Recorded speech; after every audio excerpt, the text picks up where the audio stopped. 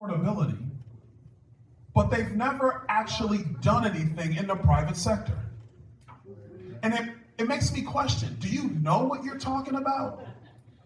Or did somebody tell you what to say? Have you actually done this for yourself? Or did you read a white paper from an economist?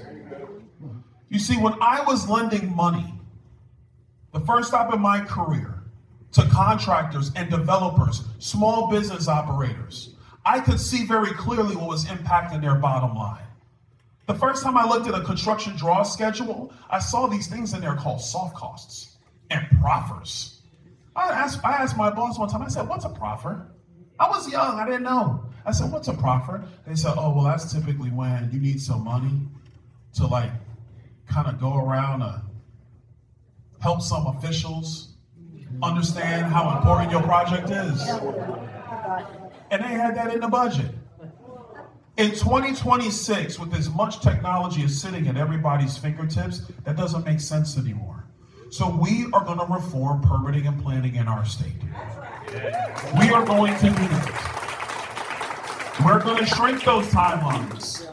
Because by shrinking those timelines and shrinking those costs, you push the cost of construction down.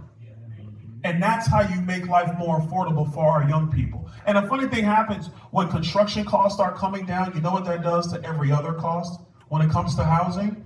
It pushes that down too. Let me ask you guys a question. If the cost of a new car is cheaper than a used car, which car do you buy? You buy the new one. If the cost of the new car is now cheaper than the used car, what happens to the cost of the used car? It has to come down. Because why would somebody buy something used over something new? These aren't talking points. These are economics learned over time through a career that we want to apply to our state. Insurance. Everybody's dealing with it in our state. I don't care if you're in Pensacola, Miami, Naples, Jacksonville. In every town, it doesn't matter if you're in Leesburg, it doesn't matter if you're in Indiantown. Everybody's dealing with this. So what are we gonna do? Governor DeSantis and my legislative friends, they did the first step, tort reform, a couple of years ago. The loss ratio is coming down with insurance companies. More insurance companies are coming into our state as a result. But we have more to do. We have to reform the regulatory side of insurance. There is a regulatory side in Florida. We built this thing called the CAT Fund right after Hurricane Andrew.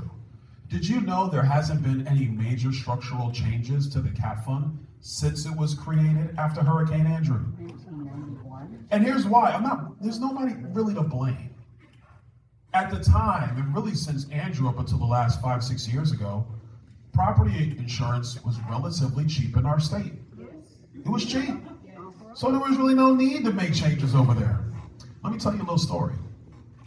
7 years ago, when I was a member of the Florida House, I chaired the Insurance and Banking Subcommittee. So I'm a guy who's worked in the business, and then I chaired the committee in Tallahassee. At that time, I wanted to make some changes. But you realize real fast when you're a sub-chairman and you have to deal with the big chairman and the speaker, Michelle's over here like, yeah. Michelle's over here like, yeah, because Michelle knows. When you're a sub-chairman and you got to deal with the big chairman and the speaker and the Senate president and the governor, you could say you want to do a lot of things. But if they don't agree, Michelle, what are you going to end up doing? You're not doing it. That's what happens. So here's what we want to do. We want to reform the regulatory side. I wanted to make changes 7 years ago. They didn't let me. But with your vote, something tells me they're going to let me.